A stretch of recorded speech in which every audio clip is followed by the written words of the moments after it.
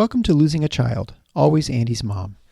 On this podcast, we journey through the devastating experience of the death of a child. Grief is seldom discussed openly in our culture, and the death of a child makes people feel even more uncomfortable. We approach the topic openly and honestly, speaking to people who have lost loved ones and experts who help care for them. Whether you are a parent experiencing loss or someone who wants to support another going through this tragedy, this podcast strives to offer hope and help.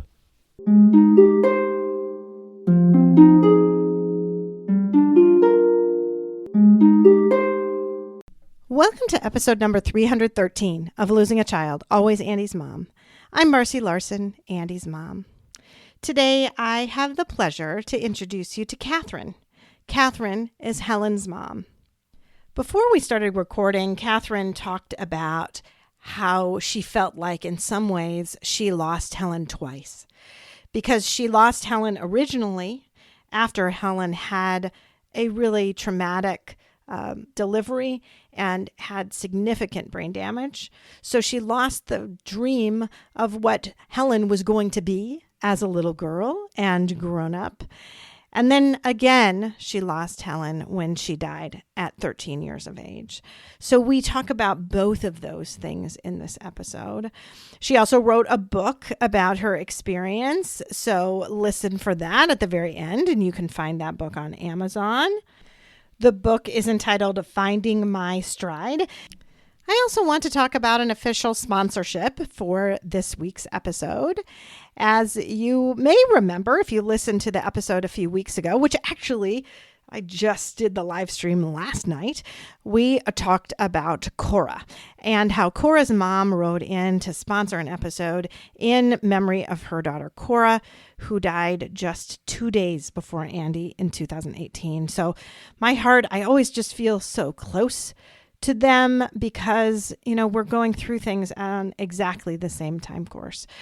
So we talked about it at that live stream because I wanted to give it a little more time to talk about her story, but this is the official episode that I had planned to dedicate to Cora. I also want to take a moment here to give a shout out to Juniper's family. So if you remember, just a few weeks ago now, Juniper's mom and dad were on the podcast, and I have recently received 2 additional donations from family members of Juniper.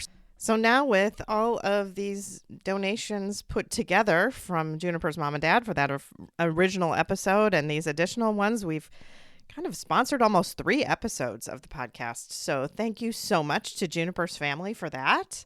And again, if you would like to sponsor an episode, I would really appreciate it. It has really allowed us to be able to do more. If you listen to the live stream, you can tell we actually had a really high quality, good live stream again for the first time in about 8 months. So that was really fantastic.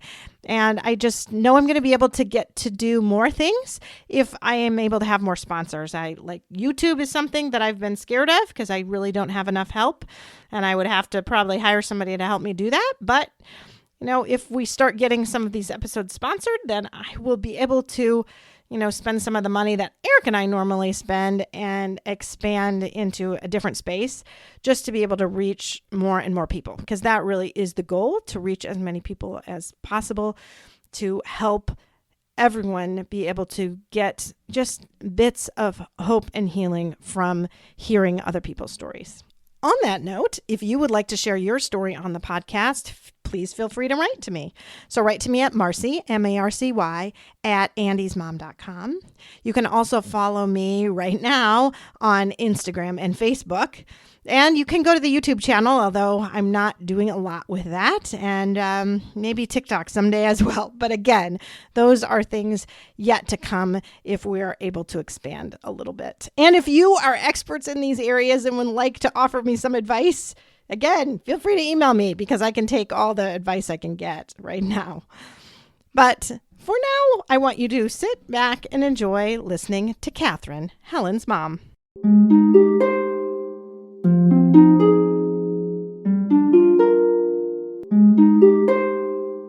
Thank you so much, Catherine, for agreeing to come on the Always Andy's Mom podcast today.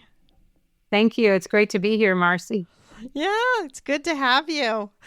Even though you're joining us from a hotel room instead of your house because you're going through all sorts of construction stuff, it sounds like. Yeah, it's all dust everywhere, and then they're going to start staining today, and we'll be able to be in there for another 3 days. So, But we're making this work. We're making this work out of a hotel room. I love it.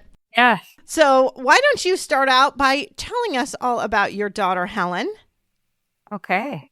Helen was born in 1993, so it was before internet or anything like that. Uh-huh. We had scheduled a C-section, and first of all, she was due to be induced. The induction was not progressing the way that we had expected it to. And you were like 2 weeks past, right? You were 2 weeks past your due date? Yeah. It was very overdue. So we said, okay, let's do an induction. And even that I felt guilty about. I'm like, wow, I should be able to do this the normal way. Because this was your second child, because you already had another son, right? Yeah, exactly. So, Helen was born, and, she had a rough ride in. I said, oh, she just had a rough ride in. In the middle of the night, they came to me and said that she started having seizures. So we knew right away that something had gone wrong. We don't know when or how, but basically she started having seizures, and she was transported to a NICU unit. And then subsequently, we found out that she was going to have severe disabilities. Yeah. So that's a shock because you had a completely normal pregnancy with her. Yep. Right? Perfectly normal. And I didn't do drugs or alcohol, anything to harm her in any way when she was in utero. But yeah, it was a shock. So that was the first, I think the first trauma. Right. And then need to recover from that. I think there's no question that's a trauma and that's a grief that you experience when you go in expecting to bring home your perfectly healthy baby, bringing home to Big Brother. It's supposed to be this celebratory moment where your family grows. And then suddenly now your baby isn't even in the same hospital as you. Right. Right? She's transferred out. She's at a NICU. Mm-hmm. You don't really know what's going on. I mean, it sounds like things were very, very sudden. Like it was one of those things that labor's long, and then, whoa, this is emergency. We need to get baby out. Right? Yeah, you got it. So Helen came home though. Well, first we were given some very, bad news by the neurologist. Mm-hmm. She was not expected to do, and I'm quoting here, very much. Like they didn't think she could even do anything, whether she would eat or anything. But she came home and began to thrive, and we were pleasantly surprised. Yeah. And she was, you asked me about her, and she's just a very powerful spirit. Yeah. Calling all of us to be better people. And that's really, how I look at Helen's life. Yeah, tell us about her. Tell us about her personality. She was a little bit of a kind of just a rascal, or just she had a very funny sense of humor. The things that she laughed up, she could just, laughed at. She just would light up a room. Uh-huh. She loved fans, and she loved people who talked with their hands. She just was mesmerized by them. But she was a touchstone for people's spirits. That's how I would like to describe her. Just a funny girl and really tough girl. Very, very tough girl. So, What are some of the things that she enjoyed that made her laugh? Oh, like I mentioned, she loved people who talked with their hands and got very animated. She loved, use her computer, and she could do some speaking, but in a very rudimentary way. She loved fans. I don't know why, just ceiling fans just turned her on. So it's mesmerized her, and sprinklers and stuff like that. But I don't know. She just used to knock things down, and we'd have to pick them up. Just little things like that. Little things that just entertained her. Yeah. Huh? Mm-hmm. Okay. Well, do you want to talk a little bit about what happened then more with Helen? Kind of through her growing up a little? Yeah. So I began to, process my grief, I guess, in the sense that I found more balance at home. Mm-hmm. And I relied more on my own kind of CEO skills. And I realized that the cavalry was not coming for me. Yeah. And there wasn't going to be, so I moved into more acceptance, more self-acceptance, more acceptance of Helen and her capabilities.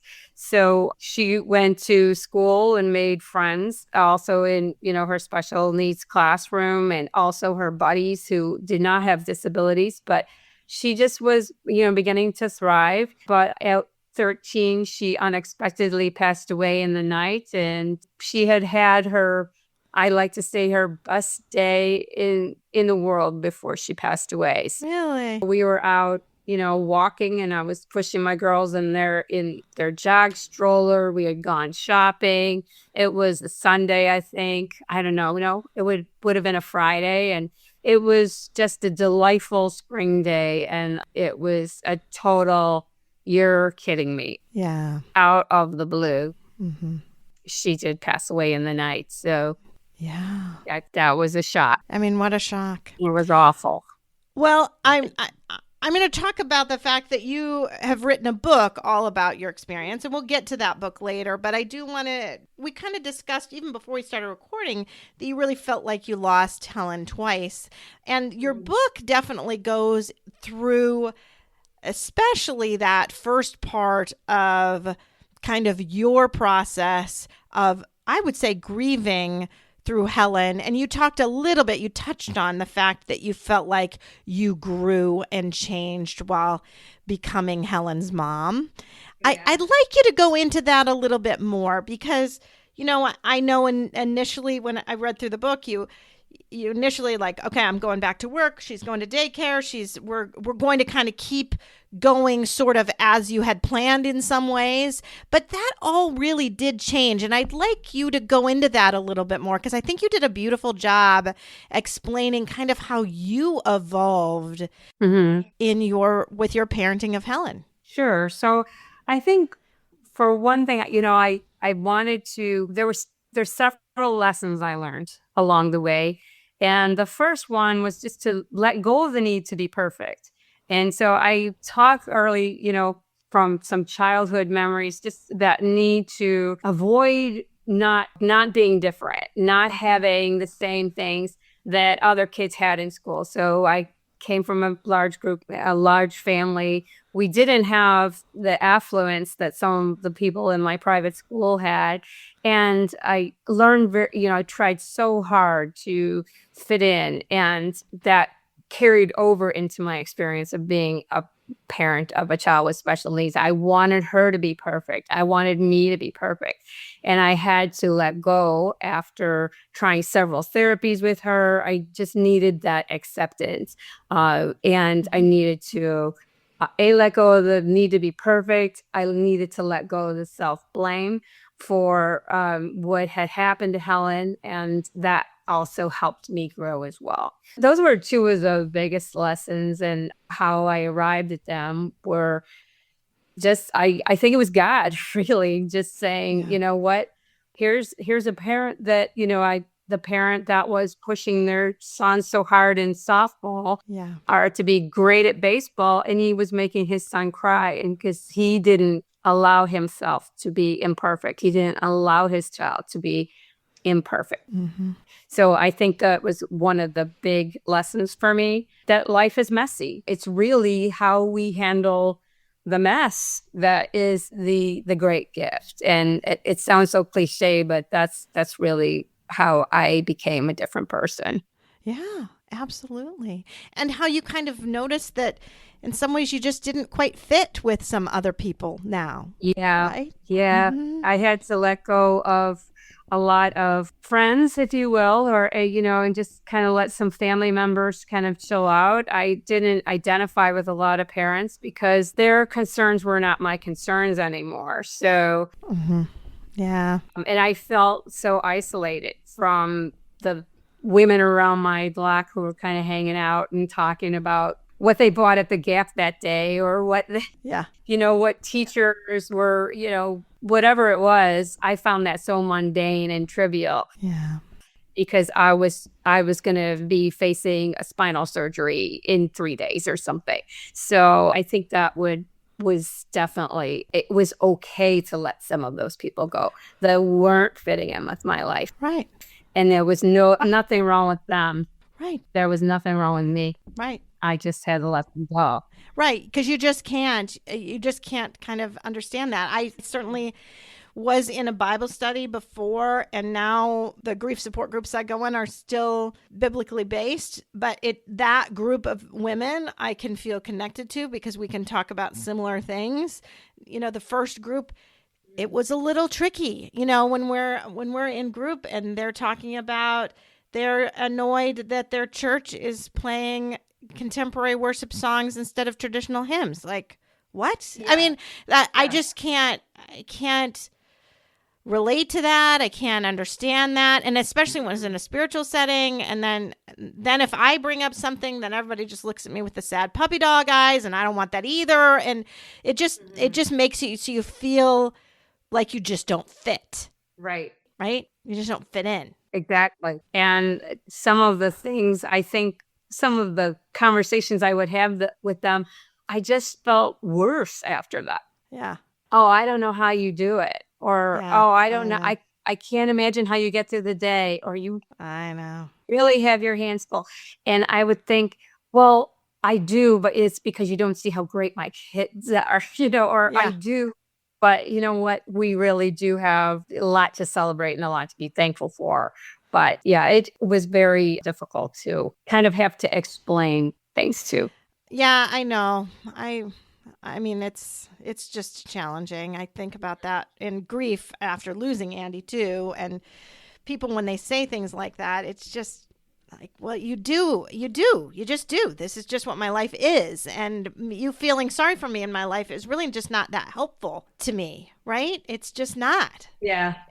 And I think it's also, and I am ascribing motives to people. It probably isn't the smartest thing to do in my part, but I think it was almost like, thank God I'm not you. Yeah. I think 100%. Like, 100%. I don't know how you do it.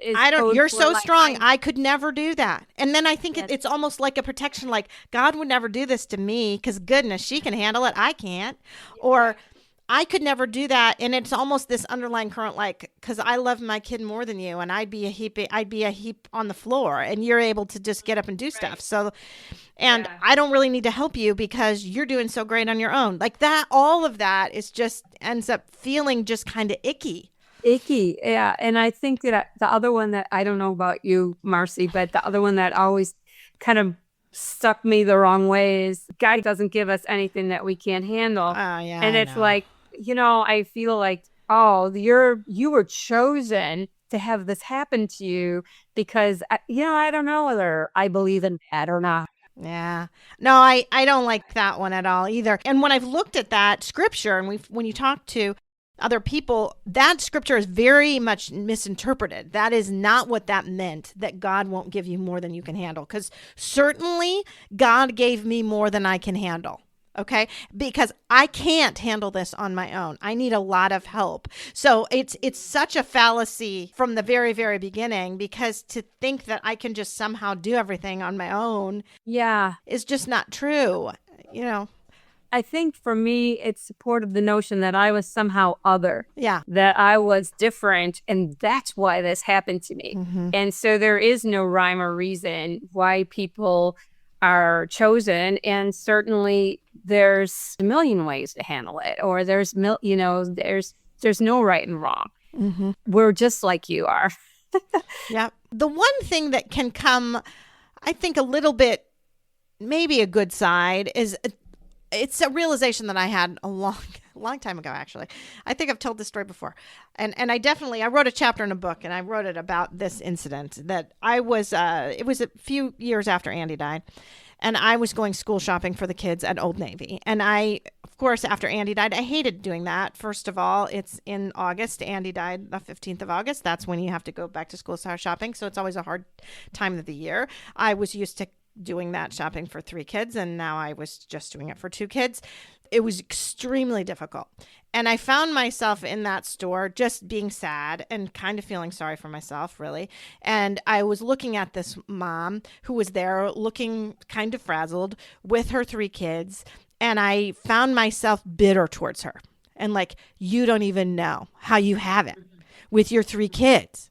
And what if your middle one was suddenly gone and all of this? And I'm having these feelings. And all of a sudden I had an epiphany that I don't know that it didn't used to be for. From the outside, I don't know. I don't know what this woman is going through. I don't know that her husband didn't just leave, or her sister died, or her house burned down and she's at Old Navy because she's having to buy clothes for all her kids again. Yeah. I have no idea from the outside what is happening. And just like other people in that store looked at me with my 2 kids back to school shopping, and they didn't know that my heart was broken. They didn't know that there was supposed to be a middle kid that wasn't there. So it's one of those epiphanies that really came over me, and how you don't realize what people are going through.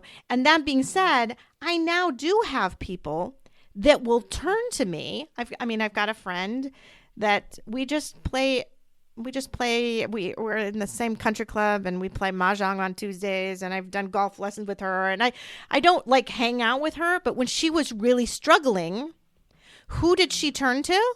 She turned to me because she knows that I have gone through the hard stuff. So I think sometimes we do have things to offer because we are able to do that. And that does make those relationships a little more genuine. Like, those are conversations that I've had with her that she doesn't have with any of the other women at the country club. I think that's so good. Right? Who think that her life looks perfect from the outside, because it does look perfect from the outside. It does, but it's not really. So anyway, I just think that so much of that you just don't know, right? And you don't know, seeing you out and about at the grocery store, if Helen wasn't with you, they don't know. They don't know. And so many people said to me after reading my book, they're like, I didn't know you were going through that.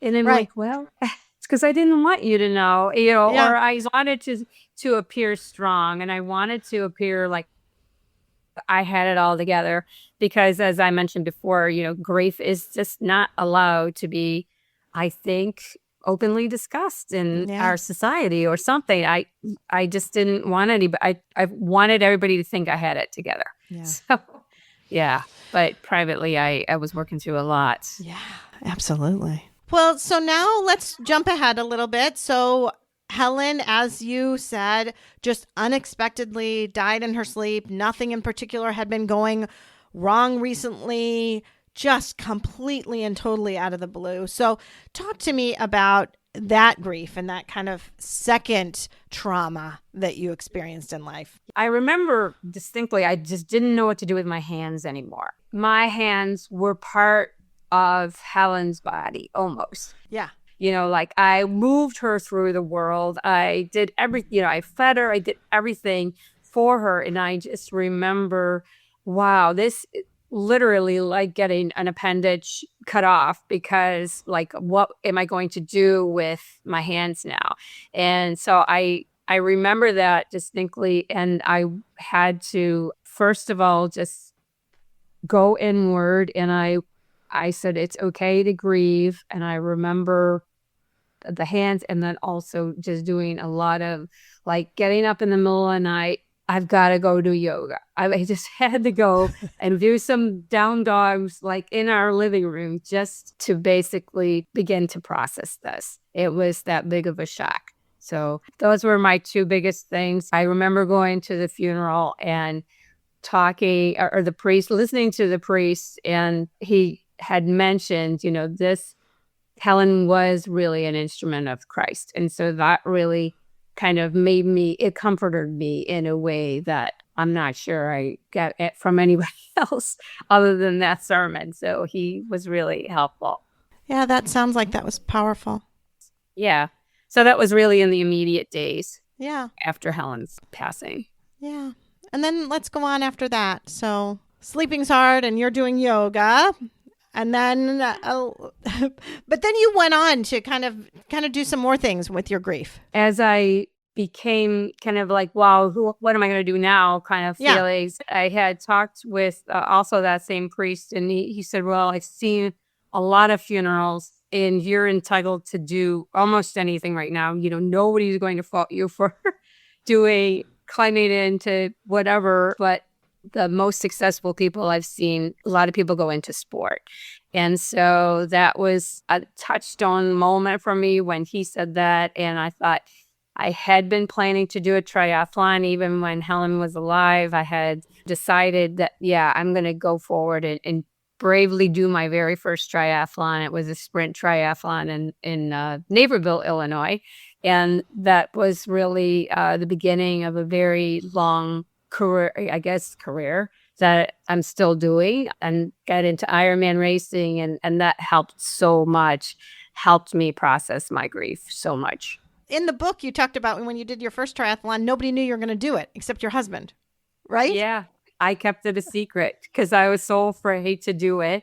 And I felt a little bit like, oh, should I be doing this now? My daughter just died. Like, am I supposed to, like, shouldn't I be wearing black? And I felt so selfish, or so, is this really appropriate for me to be doing right now? But it helped me just get outside. And there's so much research that talks about the brain chemistry and how exercise helps our brain chemistry, especially through trauma and grief, which check. Yeah, You know, right. check. Mm-hmm. Yeah, that checked all the boxes for me. And I went in with both feet and really started to train quite hard. And nothing seemed to alleviate the pain the way that training for triathlon did for me. Yeah, that's what I want you to talk about now. How did that really help you? Do you feel like that helped you process a little bit? Being outside, it helps as the sunlight hits the brain, the circadian rhythm, but also it is, to me, and I don't want to advocate this as though I am a doctor, because I'm not a doctor. I'm just talking about my own personal experience. But the serotonin uptake, and also just the neurotransmitters that help, are so much more, I guess, uptaked or enhanced, because exercise is like a balm for it. Mm-hmm.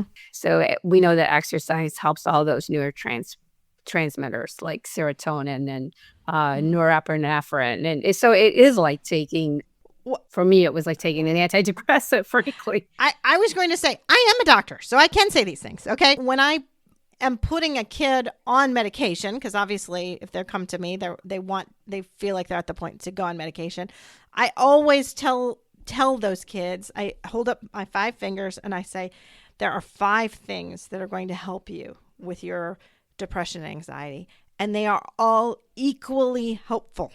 Okay.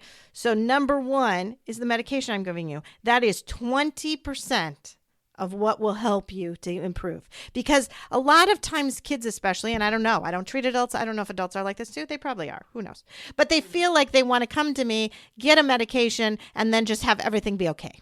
And and I've said, this is going to help you 20%. If your anxiety or your depression are way up here, we're going to try to get you down halfway. Okay.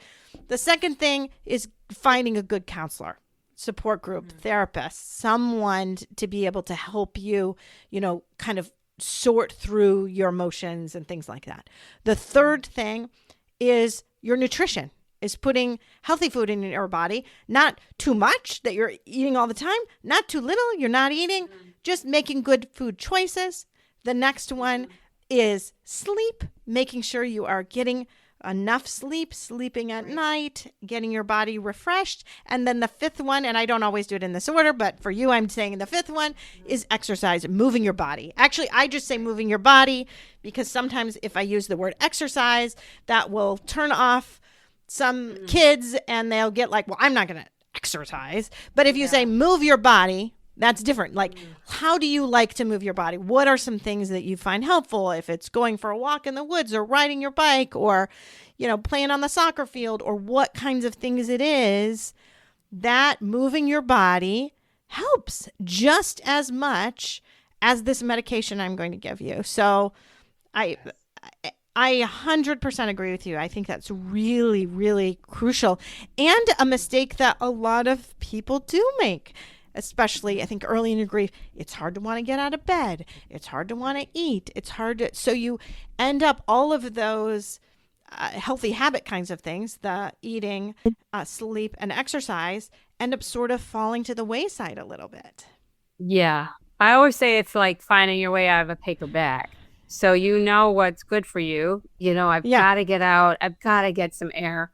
And yet everything is like the grief is like pulling you down. So I think that just focusing on one race at a time and one little workout at a time, it just helped me step by step really build the endurance that I needed to compete. So. Well, and you went on to do these Ironman Triathlons and all this, which takes some very intense training. Mm-hmm. Yeah, I think as the longer I was able to just be outside for one thing, see the countryside open up, the rolling hills in northern Illinois and into Wisconsin, that just pulled me out of myself. It pulled me out and just made me, I don't know what it did for me, frankly, but I think it spilled over into all the other areas you just mentioned. The exercise helps with your sleep. It helps with your appetite. It helps with all of those other dimensions of wellness. That it was the key that really helped me process grief in my own unique way, I guess. Mm-hmm. So do you want to talk a little bit about the book now and how that kind of came to be? Because I don't really know the story of that. Well, the book was something that kept gnawing at me, frankly. I became an author fairly late in life, and I think I wanted to write the book because I wanted to, first of all, help other parents of special needs children or children with special needs feel seen, especially mothers feel seen. Because it is a very unique experience to have somebody that you love or your child not be perfect. So I wanted to first draw attention to that, but it came out from like writing the first chapter, talking about the birth. I would just get stuck and I wouldn't be able to go on to write the rest of the outline or rest of the book. And I'm just like, put that book away. It's just too painful to write. Yeah. So I think that's how it came to be. Was I got a writing coach and she said, I just put it out there the best you can and then go on and then we can revisit it. So really that's how it came to be, is just get it a rough, ugly first draft out there and then just keep moving through it. And then shaped it like a snowball and kept editing and editing, and it became the book it did. So how long was that whole process for you? Probably about 2 years, almost a year and a half at least. It's so funny because I've talked to so many different people, and some of them it's a decade, and others like, it was like 4 months or something. So it seems like it's so variable. I had so many stops and starts over the years. So the book, really, I can't say it was 2 months, but I still had several of those lessons. So it began with like those 7 lessons I refer to, 7 ways to take control of your life. But I realized I needed to make it more of a memoir. And that's really what changed the focus of it. Okay. Yeah. And it really did become more of a memoir for sure. Yeah.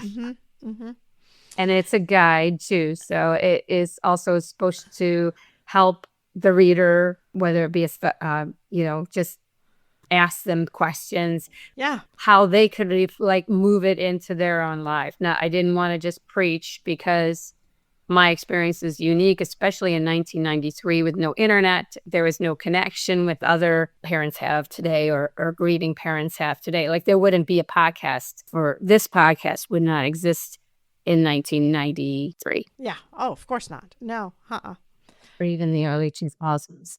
So that's good. Well, and I know when you have a child with special needs, obviously I'm in pediatrics, so I have lots of patients who have special needs, and I know their parents well. And that becomes so much of their identity is helping to kind of, like you said, be Helen's hands, be part of Helen. Like Helen is part of you because you are doing so much for her. And when she died, you mentioned this in the book too, is that all those kind of support system that you ended up having, all those people that you were involved with, the therapies, all of those appointments, all of that stuff is just suddenly gone. Yeah. And it's like a bad divorce. Yeah. Yeah. So, Yeah, I want you to talk about that from your perspective, because I think that's a really, unique thing that I think people don't really think too much about. yeah. Thank you for that. I think when a child has special needs, or even, if they don't, that child is connected to baseball. They may have activities. You may know friends and other people through that child. And when that child dies, those unique social ties Yeah. go out along with it. So because for example, I had a website that was a travel website for people who traveled throughout Chicago. And I remember, I can keep this website up. It's going to be, for Helen and everything. And Well, right, because it was for navigating Chicago with a wheelchair, and right? yeah, Mm-hmm. exactly. And I remember I got called to speak about that. And I just broke down crying. I said, I can't do this. And so that was like what I did when I wasn't taking care of Helen. I actually ran this website and got into social media. So that all went poof. And all of her therapists, her doctors, like how I traveled through my day, all went away. So I think that is also very unique when you lose a child. Yeah, and it's Yeah. its own grief too. Mm-hmm. Yeah, it is. And we were very close with so many of those families, and Mm-hmm. we stayed in touch, but it wasn't quite the same. No, it's not the same, No. because you don't have that same connection. You don't have Helen as the piece absolutely connecting you. Yeah. And I think I kind of was the outcome that they did not want. In other words, it's like, oh, hi, how are you? I had a daughter that had special needs. Well, what happened to her? Well, she passed away. Yeah. So that would be kind of like, I felt like I didn't belong in that world anymore, because I was kind of the face of what they didn't want to have happen. 100%. I absolutely agree with you. I have our old nanny reached out to me a while ago now, that someone that she knew had a child who had a terminal disease, who was going to die. Can I give her your number? Like, yeah, you can give her my number, but I guarantee she won't want to talk to me. Like, right? She has a child who is dying. We know that child is dying. Why would she want to talk to the woman whose child is already dead? She doesn't want to. No. Please do not push her to do that. You can give her the number, and if she wants to, great. But my gut feeling is she's not going to want to. Will she eventually need my number and want to contact me? Yes, but not yet. Right? Not now, because they're at a different point in their life. And just as you just said, do they really want to talk to you right now? No, because you're their nightmare a little bit now. Right. I am. Yeah. I am. Exactly. So, yeah. And I think to reminisce about, oh, we had it so great. We did so many fun things together. Well, how did that work out? Right. With the website thing, right? Because that's what you would do. You would talk about your personal experiences when you speak to people, your personal experiences about going through Chicago with the wheelchair and how you can make it great and amazing. Well, that is like, just twisting the knife a little bit. Right. Every time now you have to tell that story and have to put on the happy face on how you can make wonderful, happy memories for your family too. Yeah. But mine are done. Right? Exactly. Let me offer you some hope. Yes, right. But yeah.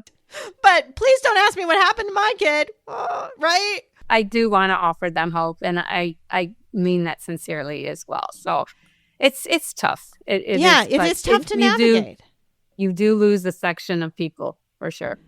Yeah. Yeah, you do. And I think it's a big, big loss.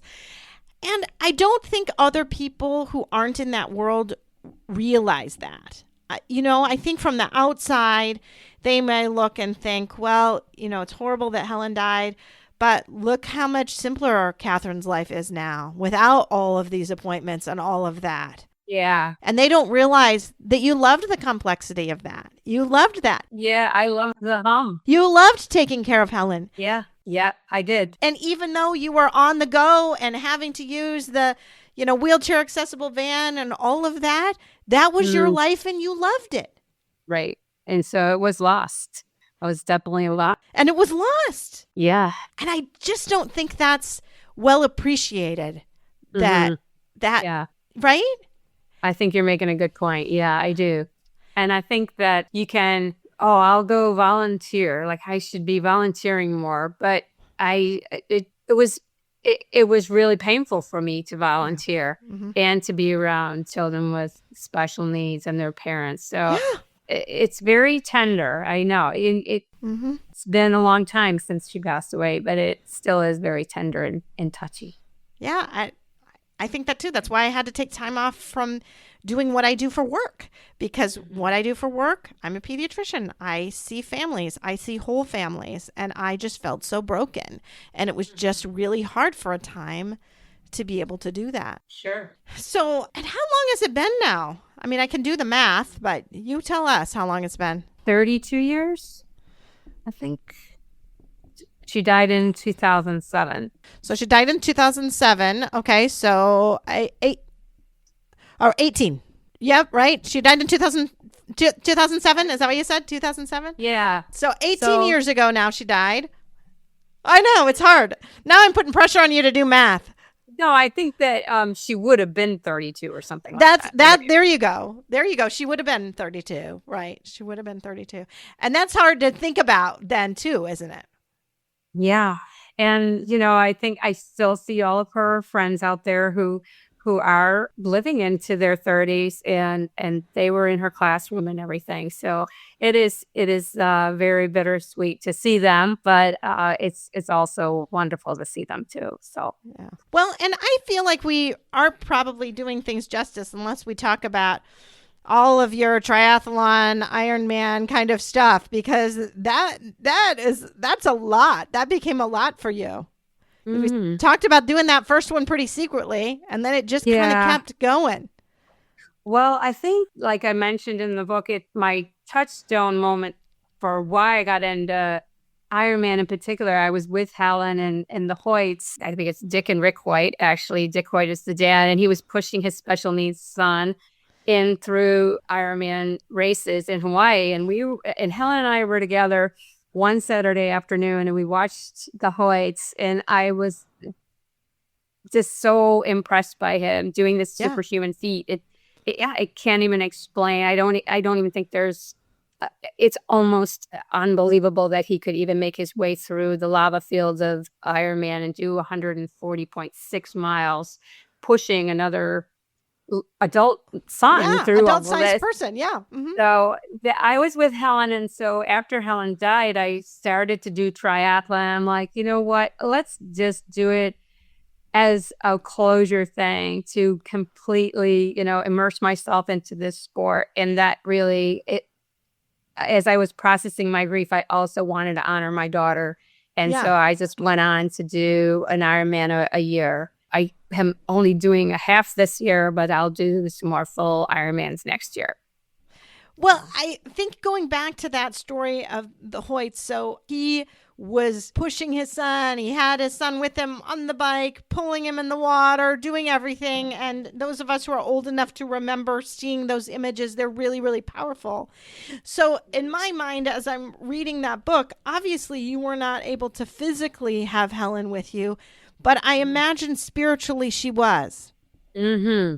Yeah, especially as I was taking off for that very first Ironman in Wisconsin. And, back then, I guess even now, they lit off a cannon and there was a mass swim start. But as I was floating in that water and sun was coming over the lake in Wisconsin, I think, I felt her very strongly there with me that day. So. Mm-hmm. And you made it your goal to get to Hawaii. Mm-hmm. Yes? Yeah, I did. There was a legacy program and I qualified. I wasn't quite fast enough to win my age group and go to Hawaii, but I did 12 of them. And then I did two more subsequent Ironmans, one of which was Kona. So I got to Hawaii, which is where I first saw them. And that was very important for me to do that race. So important that I actually hurt I did it with a stress fracture on my knee, and I completed that race. And like 3 weeks after you had COVID, right? Yeah, actually yeah, exactly. So honestly, was one of those things that I just had to finish that race. I could not, and I knew that opportunity wasn't going to come again. So I really wanted to finish it. Yeah. And I felt like it was a little bit of kind of coming full circle for you and Helen. Yes, absolutely. Right? That you watched that together and that you started to have an inkling of that, dream, wouldn't that be cool kind of thing with Helen. And that's why it needed to kind of happen afterwards. Right. And I thought I wanted to do it too, because the Hoyts were such a great example of just taking life circumstances that, they both were dealt a bad hand. And it's like just saying, heck with it, I'm going for it. Just that endurance. Sports to me has a very, I don't want to swear, but anyway, just kind of giving that, heck with it, I'm going for it attitude. So I think that I really admired that about them. Yeah. I thought it was a beautiful way. And it's kind of how you finished off the book a little bit. Yeah. I finished off the book too. And the other lesson there at the end of the book, and I probably could have gone on more about this, was as I hurt my knee and I had a stress fracture, I needed a wheelchair. And I needed to get an MRI done. And so I was completely immobilized and vulnerable, just like other people with disabilities are there at the end. So the lesson there is like, we're all just that one kind of, life is fragile, and we can all have a disability at some point, or have some illness, and be faced with that, and kind of like, how am I going to deal with that? And they're not different than we are. So that's a beautiful lesson as well. And you now do some coaching or something, is that what you said? Yeah. So now I work with women who are 50 years and older, and help them lose weight, get in shape, deal with menopause. And I love the kind of tie-in with my work as a special needs parent is that, a lot of them are caregivers right at that age, at 40 and at 50, they become, caregivers for parents, or they may, they're in that sandwich generation, and they need to take themselves back and put themselves on the list, if you will. So that's the work I do as a health coach. Yeah. Well, I think you are right, because a lot of times I'm one of those women. I'm 51 years old. So, and that, thinking about taking care of that older generation. In my case, it's not my parents, but my in-laws, my husband's parents. And then now also becoming a new grandma and having to help with weddings and having to navigate that a little bit. You do feel like you're caring for a lot. Right. Right. Mm-hmm. And it's hard to prioritize yourself, and you get lost in the mix. So that's also another piece of, I feel very strongly about, is like, if I don't give it to me first, I don't have it to give to anybody else. And so, especially in grief and in times of struggle, you have to put that, oxygen mask over your face. And I think that's so important to do when we're grieving and when we're sad. So, And another thing you wanted to make sure that we really touched on today, and I hope that we have enough, is that, just feeling like in today's society, it's very hard to find your place to grieve. And, whether you're grieving the loss of the dream of what your child was going to be, or whether you're grieving the life of your child, it is hard to find a place and find support. It is hard. And I think, I think I quote Brene Brown in the book, and sociologist, there's still so much negative stigma about being sad or grieving that I think we still need to work through. And there needs to be a place, and we need to allow ourselves to grieve in a safe way, and just let the feelings come, and then say, okay, that's like, they're coming, but like, now what? Yeah. Like, I can't stay in my basement forever. So it's like, you have to walk that fine line, like allowing yourself to grieve, but not stay like picking up really bad habits and not calling anybody or dressing or taking care of yourself. So I think that you have to compartmentalize your grief. And I talk about that in there as well. Well, and using some of those things that you talked about, like going outside and getting some exercise and doing some things that can actually help you in those moments. So when you're having those dark, deep times, and when you feel like going in the basement, maybe trying to get yourself up and going outside and listening to the birds instead, or going for a walk in the neighborhood, or going and just walking around the track at the Y, or something like that. Any kind of movement Can be huge, right? Can be so, so huge when you're feeling so kind of lost and alone. Just moving yourself. Right. And I think it's balm for your brain chemistry. It's proven, actually. Yeah. And then too, finding your people. And like you said, now I think it's a lot easier than it was in 1993 to be able to find your people, whether it's through social media, virtual things. There are a lot of ways to find others to be able to help you in this whole process. Right. And I think that turning point for me was when I got into a parents group with a really good moderator, and she was a social psychologist, I think, that was working with us. And she was just so good at her job.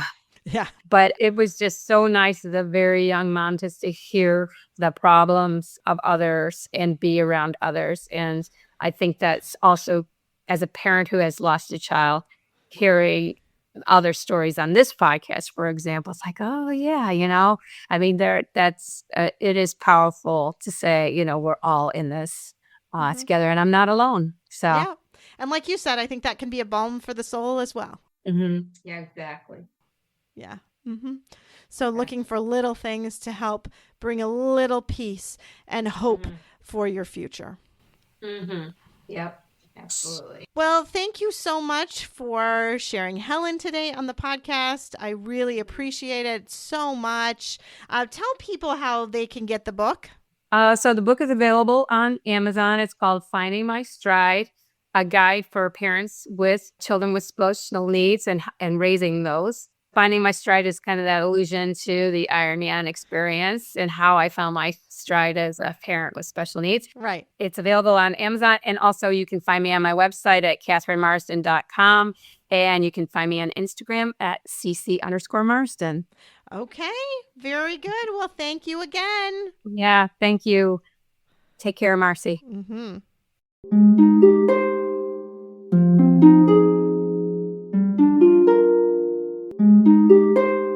Thanks for listening. If you found this helpful and would like to support the podcast, please leave a 5-star rating and comment. To help financially, you can type Andy's Mom, one word, to the number 53555. This provides a link to GiveButter, which allows donations through PayPal, Venmo, Apple Pay, or credit cards. GiveButter will provide a receipt of your tax-deductible donation. Or you can visit the donation page at andysmom.com/donate. Always Andy's Mom is a registered 501c3 and can receive donations through Thrivent Financial and Benevity. Marcy loves hearing from listeners. Please feel free to reach out to her via email at marcy@andysmom.com or on the Instagram or Facebook Always Andy's Mom accounts.